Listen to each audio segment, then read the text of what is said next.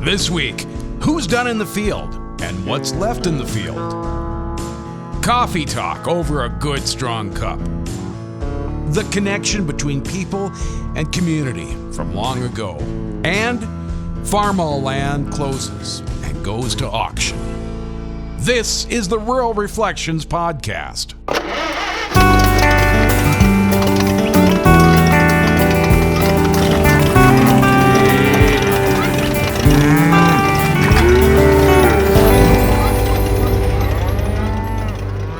Welcome to the Rural Reflections Podcast. Dave Nelson's in Carrington, North Dakota. Grant Nelson here at the studios of Thief River Falls Radio. Good morning, Dave. How are you doing today? Well, not too bad. I guess I'm listening to the hurricane force winds howling outside and wishing it wasn't blowing like it is. But otherwise, I'm up and at 'em, and it's going to be a good day somehow or another. Well, Mother Nature decided to do all of her good stuff yesterday, and I think today she thought, well, I did so much good yesterday. We're going to have to let my guard down a little bit today because we've got wind up here too, and sounds like a good possibility of rain. But boy, I'll tell you what, yesterday was absolutely gorgeous outside. Yeah, it was a nice day yesterday, and it's been windy here for some time now. And of course, it is typically windy here anyway, but just an awful lot of wind lately. And if I look at the forecast for next week, the only change is it's going to be windy and cold now, not windy and warm like it's been. Okay.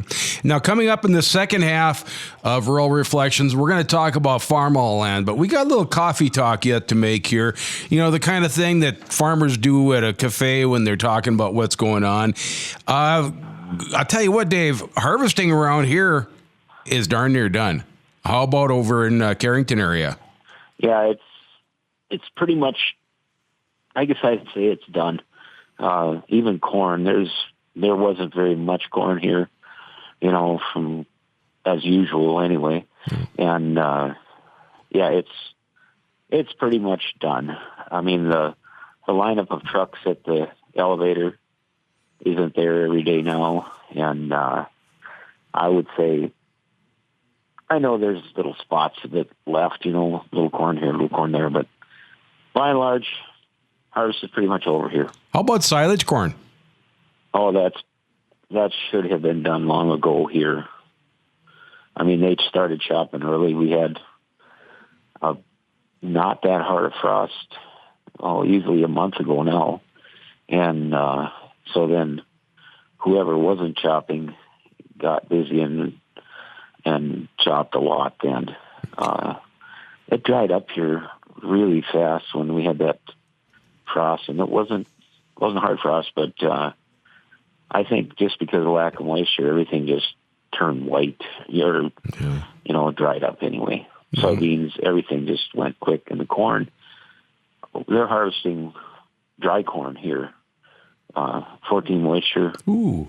And actually pretty good test weight for a lot of it, and low yields comparatively. You know, I mean, a lot of guys aren't quite at 100 bushels or right around 100, and they're used to 160 to 180 or sometimes more than that, you know. So there's not going to be a lot of corn.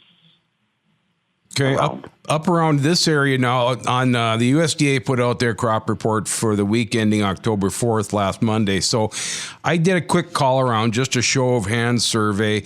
Everybody was done with sugar beets last Monday, except for one producer around Thief River Falls. And of course, with the longer travel time, he figured he would have been done probably this past Thursday or Friday. I talked to our nephew out in Viking, and he figured beans would be done on Wednesday. Over by Angus, one producer said he had a couple days left in the bean fields. That was on Sunday, actually. I had talked to him. Now, I talked to another producer west of Warren, and he sent me a picture Monday morning of the corn result that they had harvested on Sunday, 16.9 and 55-pound test weight. So they went crazy last week, got done. I was watching, he and his wife have a Facebook account, and they were out with the kids running around with the ATV and having fun out in the woods this weekend. So they got all their corn done, and they had quite a bit. I don't know how many sections or how many quarters they had, but they usually have quite a bit of corn. But there's still some sunflowers left around here. I see them bending towards the south every once in a while. It seems like we've had some pretty heavy winds here, and you see a lot of them not bent over, but just at that little bit of an angle. I don't think it's going to be a big problem yet, but I hope not. Yeah, I would probably have to say there's a few sunflowers left here too, and that's all there is around here is a few sunflowers. So they might not have dried down quite as fast as the other stuff, but there's just not much left. If you go any direction of Carrington, there's just everything is pretty much down, and little bits of field work being done in the low spots where there was so much standing water this spring, and that's about all that's going on. Okay. We're not even having any fires, and usually by now they're burning cattails and fires burning all over the place, and I think people are a little bit afraid of trying to start a fire right now. I bet they are. Well, that's the kind of fall, though, that makes people want to farm. I've got one thing I was going to tell you before we take our break. About a week ago, or maybe it was 2 weeks ago, they tore down Palmer Bevolden's old barn. Now, a friend of mine who I worked with owns the place. And of course, Palmer Bevolden's farm was the first place Mom and Dad were at, southwest of Thief River Falls. Well, they tore that barn down. I saw it right away because they're not too far from where we live. And I went over and offered them something on the hay coop, or on the cupola and on the hay trolley, and I got them both. So my project today is working on that cupola. I'm going to build up a nice base for it and put it on top of the grain bin at our place that serves as a crowding tub. So that's I've got a little bit. I keep gathering a little bit of our history all the time and putting it to work at our place. And so, who's going to come and put that up on top of the grain bin for you then? You know what? Lisa's got a nephew, I call him my nephew too, Ben, who used to do tree trimming, and I think he's still got a bucket truck over there, so I'm going to be calling him and saying, hey, nephew. He's for sure going to be a nephew now. That's exactly right. He definitely will be. All right, let's take a break here. We'll do my online column quick, and then we're going to come back and we're going to talk about Farm All Land here on Rural Reflections. Hi, I'm Grant Nelson. This is Rural Reflections. I like this time of year. It's not really a season. It's a state of transition. Transitions are where all the good stuff happens. It's also the scariest time. Marriage, birth, earning your driver's license, graduation, death, are all transitions where good and bad things occur at an emotional sound level, which is easy to hear. These transitions are where we make promises to ourselves and others. These transitions are also where we find out if our word's any good or if we just got caught up in the emotion of the moment. I like the fall transition the best. This is a bittersweet time of year, as I always missed our farm animals when I went back to school. This loss was balanced by an activity which has gained near religious fervor in the hearts of many of the bleacher faithful. Football. There's something so satisfying about spending your summer working hard, lifting weights, drawing out plays on a spiral notebook, then using that energy as you take to the field. The first few weeks are usually hot and uncomfortable, but by the third game, the experience is perfect. By game time, the sun's been low in the horizon long enough so that the air is cool, but not cold. Then to enter the field in your game uniform and join together with friends and teammates as you enforce your will on fellow high schoolers who you see as sworn imagined enemies is really great. Let us be clear about this. No matter what good things are created by the effort of teamwork, hard work, and bookwork during high school football, most of us are there to hit and prove ourselves and have some fun. We're in another transition, a very physical change, winter. The snow will cover up what we didn't get done this summer, however, it will also expose what we failed to accomplish. I'm often quoted typically by myself, as saying that summer only exists in Minnesota to prepare for winter. Construction needs to be tucked in between thaw and freeze. Winter's really there as a stress test for the way we live our lives, as everything is harder in the winter. If you've prepared yourself or your environment for this great gray frozen sleep, then you will soon know it. Winter is also a time when we transition from the very busy time of the year to a period of time when expectations decrease. You can get fat, be less productive, and sleep more, and most people will not complain. They're just happy you made it to work. Of course, the opposite's true too. Winter's the great opportunity to pre-stage your next great transition, while others are staring out the window, wondering when the storm will quit. The sun is bright and warm, and just enough to show you what's on the horizon. Time to finish what you're doing and enjoy the expectation of what is next. It is a time of transition. I'm Grant Nelson, and this is Rural Reflections. Welcome back to the second half of the Rural Reflections podcast. We're going to get right into it. Now, Dave, you and I are both Farmall aficionados, fans, whatever. And there's a place called Farmall Land down in Iowa. And it's kind of unfortunate. I don't believe either one of us have ever been there. No, I never got there either, and I wanted to go there. But this year kind of, I don't know, nobody's really wanting to travel too much and that kind of thing. But, yeah, I really wanted to get there. But I have seen a lot of the pictures anyway.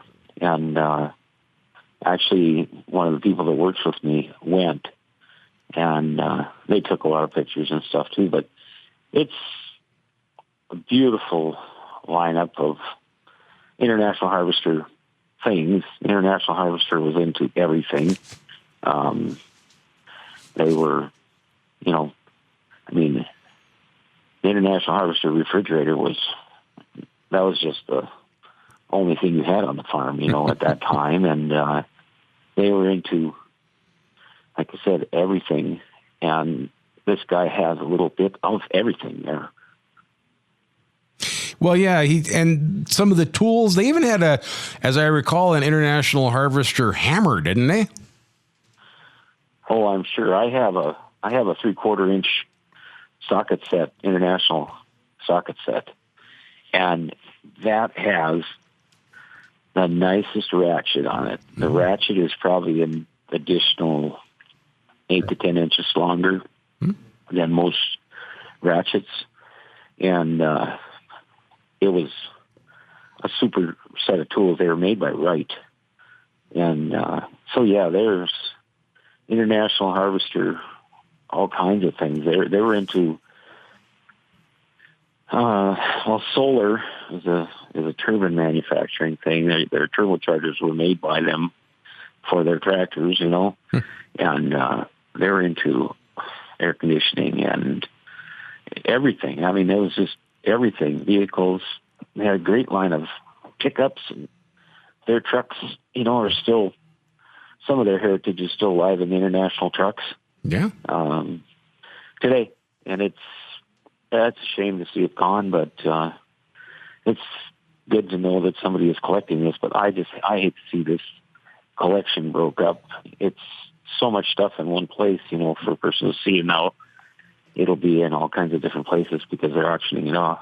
Yeah, because Farmall Land closed Sunday, September 27th. So if you've never been, you never will be. And now they've got an auction coming up with the Girard Auction Group. Isn't that what you said, Dave? Yes. Yeah. So all those beautiful Farmall tractors and implements, and I imagine all the different little accessories like the tools and the refrigerators and that sort of thing, they're all going to be sold. There's a picture on the Farmall Land site of apparently the husband and wife, Joyce and Jerry Mez, who own Farmall Land, sitting on a beautiful tractor. Yeah, it's, like I say, it's too bad to see it spread out, but they have some of the rarest international things. It's really funny that the attachments have become so popular.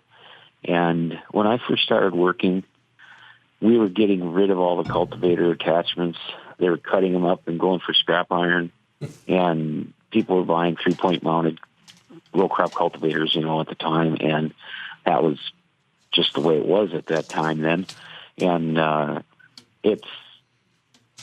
they're just clamoring to gather these things up and paint them back up, and the plows and all that stuff, to hang on to that little bit of history. Well, yeah, I mean, they went from being scrap iron to all of a sudden now the people have gotten a little nostalgic enough about them that they go, oh, I want to get some of my childhood back, or my early adulthood, or back at a time when we were on the farm and, weren't living in town and that sort of thing. And it becomes a lot more important to people, just that nostalgia. I mean, that contact with an actual physical thing that you shared a period of time with. It seems like it kind of brings you back to that time. You know what I mean?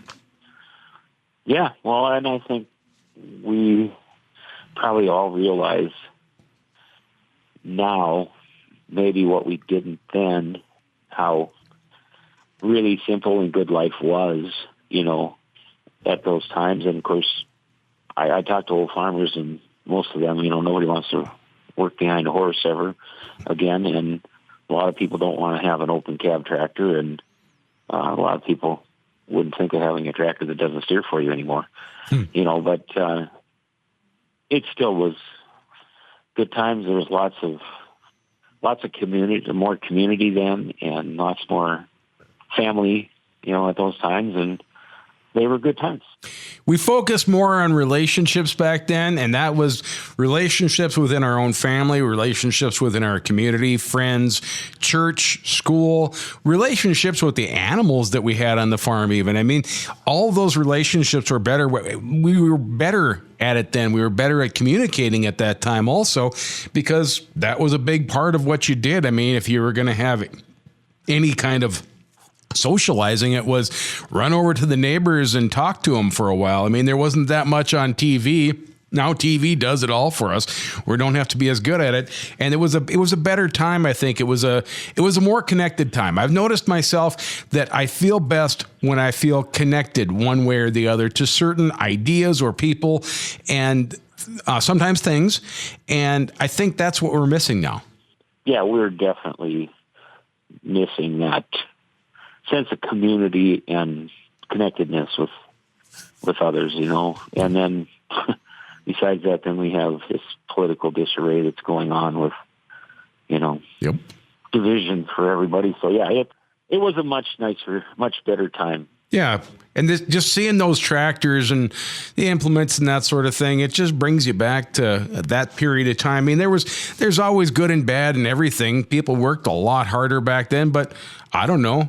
What do we do now that's so much better than work, really? I see people who have boats and campers and that sort of thing, and it seems like it's just a constant pursuit of a bigger boat or a bigger camper. It's not really even enjoying what you have. So I think those were maybe some better times that unfortunately are going to be sold now at Farmall Land. Yeah.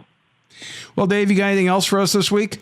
No, I guess not. We're getting ready for whatever comes to us for fixing and so on this winter, and that. And actually, have a good number of people that are bringing things in for winter service work already, which is quite a bit earlier than I'm used to. So I guess we're just going to kind of prepare for the end of fall and the beginning of winter. Hopefully the beginning of winter isn't until middle of December. That's right. But we're in the hunker down period now. Yeah. Well, you have a good day there, David. Thank you so much, and we'll talk to you next week. All right. See you, Grant. Here he is. There he is, my brother Dave, calling in from Carrington, North Dakota. I'm Grant Nelson here at Thief River Falls, Minnesota, at the studios of Thief River Falls Radio with the Rural Reflections Podcast.